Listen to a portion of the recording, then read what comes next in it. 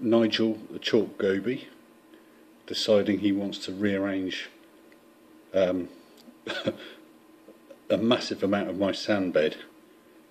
It's a huge area he's shifted, mouthful at a time like this, over a couple of days. As you can see by the rocks there, he's lowered the substrate by about 1 inch over there until we're down to the glass.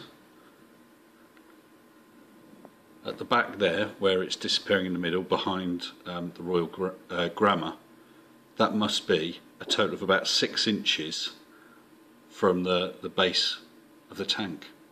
Absolute phenomenal amount of sand he's moved. I did move it all back one day and he shoved it back yet again.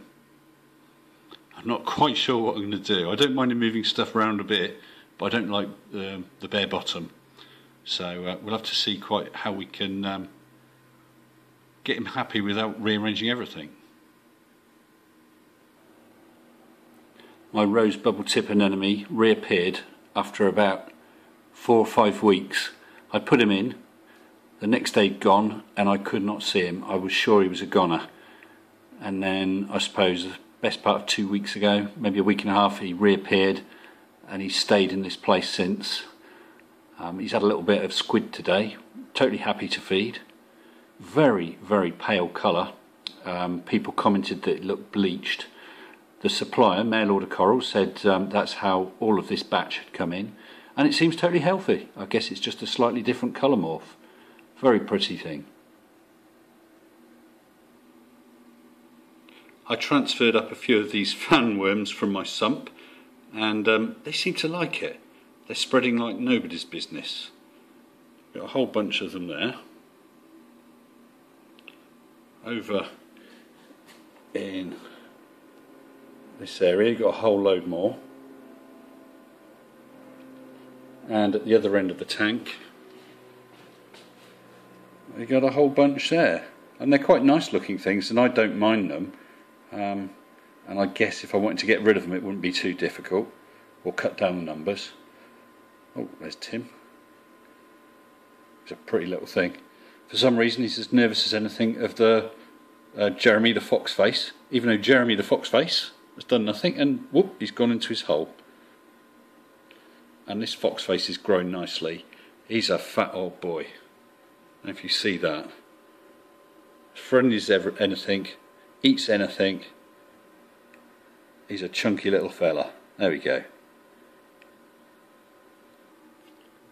I've got 2 of these Vanderbilt Chromis. They seem to be doing well. Happy with those. They hide in the tiniest of holes really at night. And where is he? Or she? Simone, Lyretail Anthias. Nice little character. She comes up and follows my face up and down the tank. She knows when it's feeding time. And the Royal Gramma. Just such a stunning fish. I understand some people have had problems with them. I haven't. Maybe it's the tank size. At most what she does is just chase someone off, and then she, as soon as they scarp her, she leaves them.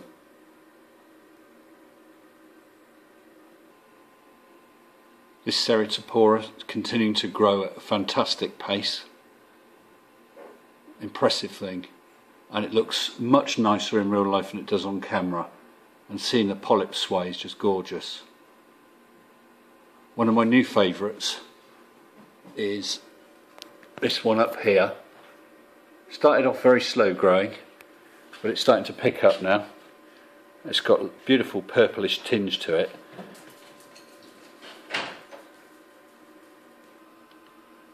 My barley green slimer is really basing out nicely. To look at it, I think it hasn't really grown much, but when I compare month by month photos, it's quite astonishing really.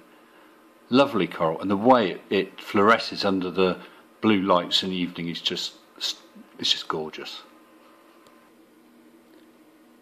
I had a number of Aptasia amongst this Zoa rock, and I tried lemon juice, I tried boiling water. I think I tried just about everything to get rid of them, and nothing was working. I tried Joe's juice, kills them dead. There's a couple in there that I've missed, but I'll go back to them as they get a little bigger. But I really, really recommend that.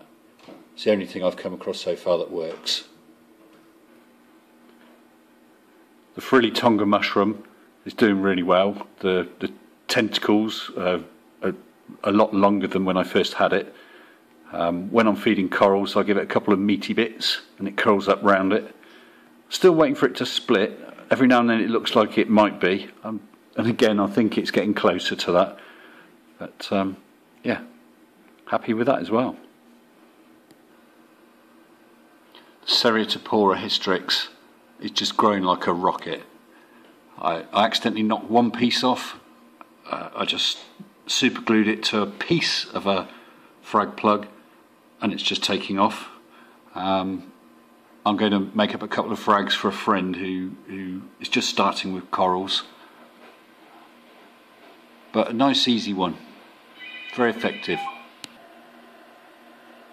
My blueberry Goniopora still seems to be doing okay. It was a bit hit and miss for a while, but then it picked up. Could just be a settling down thing. They're quite a difficult coral, but it seems to be more than holding its own and slowly growing.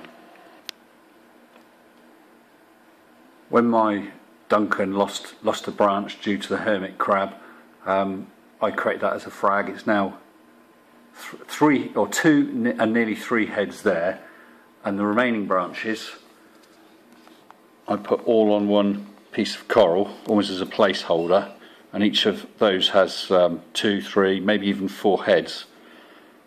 Oh, nosy boy's just come in. Look at that, isn't he cute? So friendly. Recommend a fox face, definitely. Real character. And a show off, obviously.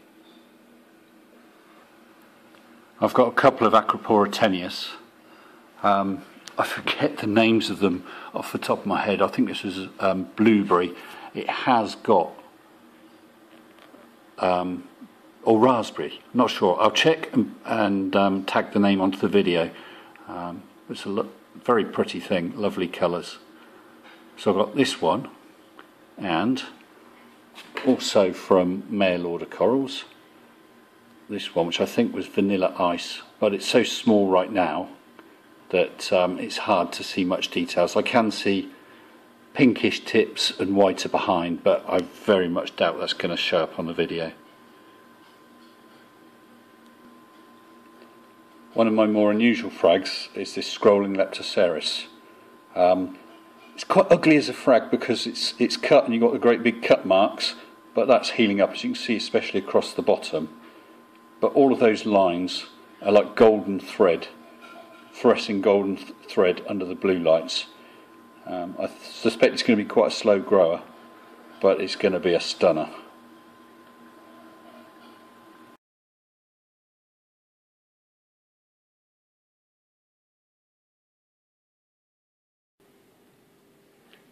In quarantine, I've got a little regal tang. They've been a little regal tang and the powder blue. The powder blue is the fish that I've been planning for. So he's the last one to go in, certainly for a long while. The regal was, I think, maybe an inch long, so quite small. He's been in here that short while, and he has noticeably grown. The powder blue, nice and fat and healthy at the shop, although as so often his colours were quite muted. The blue was an extreme pale and he had a very light coloured face. Well, now the blue is coming in as that gorgeous fading from one end to the other powder blue colour, and his face is darkening, getting closer to a black. It's a very dark grey on his face, black on his cheeks. No sign of white spot. So got around, or just under 3 weeks, and then they're going to be in the main tank, which is what I can't wait for. See them under the proper lighting. Anyway, that's Dave the regal tang and a powder blue called Ian, obviously.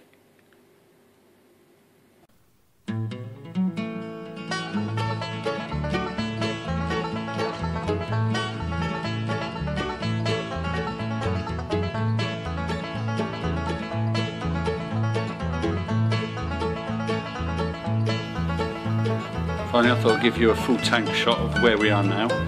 I'm still waiting on the cupboard doors because of money, basically. I hope to get them in the next few months. But very happy with it. It's a real wow as people see it when they come in. There we go.